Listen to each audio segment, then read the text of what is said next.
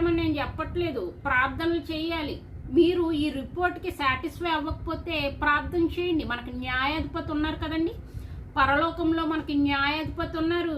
యేసే రెండో రాకల్లో వస్తారు. అప్పుడు ఆయన ప్రతి ఒక్కరికి వాళ్ళ క్రియలకు తగ్గ ఫలితాన్ని ఇచ్చేస్తారని మనం చదువుకున్నాం కదా.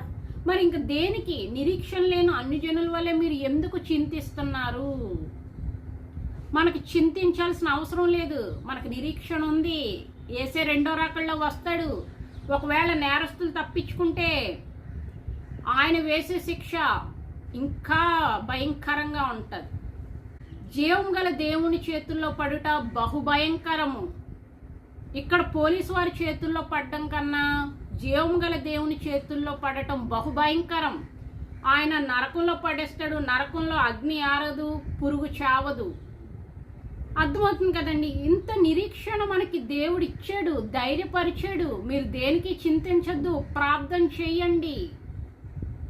మీరు పోరాడి టైం వేస్ట్ చేసుకోవద్దు. ఓ పాస్టర్లారా, మీరు జైల్లో కూర్చుంటే మీ సంఘం కాపర్లు లేని గొర్రెల వలె చెదిరిపోతుంది. మిమ్మల్ని దేవుడు పాస్టర్ కింద ఎందుకు అభిషేకించారు? మీకు ఎందుకు సంఘాన్ని ఇచ్చారు? అర్థమవుతుందండి.